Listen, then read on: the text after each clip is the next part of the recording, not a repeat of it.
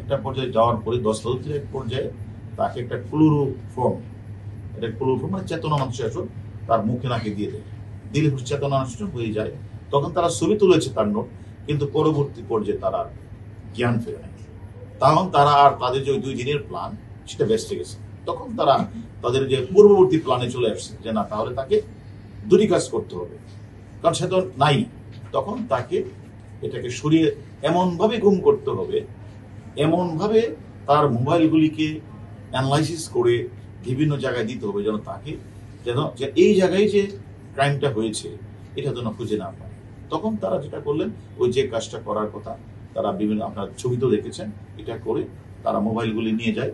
একজন আমাদের হাতে যে তাকে দিয়ে দিলেন 4টা মোবাইল। সে তখন বেনাপুলের কাছে গিয়ে আমাদের আনার সাহেবের যে এন্টি গ্রুপ আছে ঝিনাইদহ বা ওই বঙ্গে, 4টা মোবাইল থেকে 4টা রিং দেয়। অর্থাৎ বোঝানোর জন্য ওই মোবাইলটি বোঝানোর জন্য যে কথাটা এরকম বলবে যে শেষ, অর্থাৎ যাতে আইন শৃঙ্খলা বাহিনী যেন ওদের পিছনে ঘুরছে, ওই যাদের কাছে টেলিফোনটা করেছে ওদের পিছনে ঘুরে, আর অন্যদিকে যেন দাবি যেন হয়। প্লেস অফ অকারেন্স, ঘটনাস্থলটা কোনো সময় বললাম না, মেসেজ দিলেন কলকাতা, দিল্লি, কোনো সময় মেসেজ আসলো সে তার লোকেশন হলো ওই মুজাফফরবাদ, আবার আরেকজন চলে আসলো হলো বেনাপুলের এসে, বেনাপুলতে বাংলাদেশের নাম্বারটা আবার ঢুকে।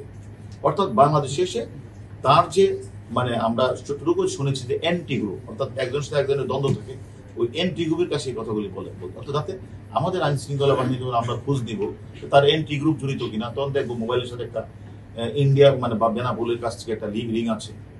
তারা এরকম ভাবে অত্যন্ত সূক্ষ্মভাবে, এবং তারা একদিকে লাশ গুম করা, লাশের অস্তিত্ব না পাওয়া, এবং বাংলাদেশি যে অপরাধীরা যারা এই কাজটি করেছেন, মদতদাতা এবং এক্সিকিউশন গ্রুপের মূল নেতা এবং মূল নেতার সাথে যারা ছিল সবাই কিন্তু এক্সিকিউশন গ্রুপের আবিষ্কার করা লোক, এবং তারা এই কাজটা করে আমি মনে করি তারা একজন ধরা পড়েছে ইন্ডিয়াতে, জাহিদ, সেটাও আমাদের মূল এক্সিকিউশনের রিপোর্ট করা হলো, তার দলেরই সদস্য, পূর্ববাংলা কমিউনিস্টের সদস্য।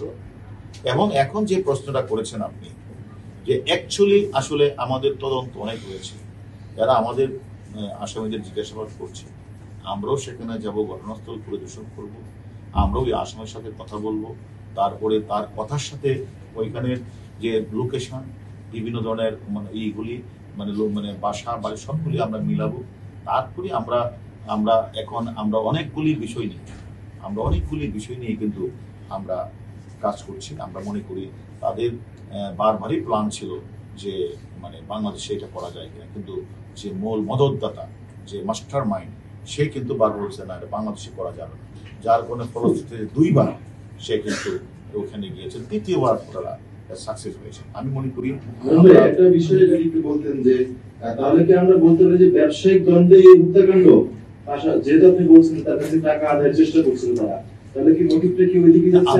আমি তো আপনাকে বলেছি যে তাকে নিয়ে যাওয়া, তাদের উদ্দেশ্য অনেকগুলির মধ্যে আমি একটা উদ্দেশ্য বললাম যে হত্যাকাণ্ডটা কি কারণে হত্যাকাণ্ড সংঘটিত হয়েছে, স্পেসিফিক রিজনটা তো আমরা এখনো বলতে পারছি না। তার মধ্যে সাপোর্টিং অনেকগুলো বিষয়, যে তাদের মূল উদ্দেশ্য ছিল এটা হলো একটা তুলে এই ছবিগুলি দিয়ে তাকে 3 দিন আটকে রেখে অপহরণের মতো কিছু টাকা আদায় করা যায় কিনা, এটা একটা উদ্দেশ্য ছিল।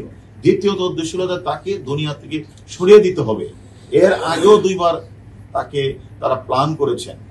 আসলে দেখেন আমাদের এটা কেন হয়েছে, এটা একটু তদন্ত সাপেক্ষে বলা যাবে, কারণ আপনি এটাও জানেন যে সেখানে টাকা পয়সা ছাড়াও ওই এলাকার একটা আধিপত্যের একটা বিস্তারিত আধিপত্য এলাকা, 100 এলাকা বাড়ি, তারা বন্ধু মানুষ।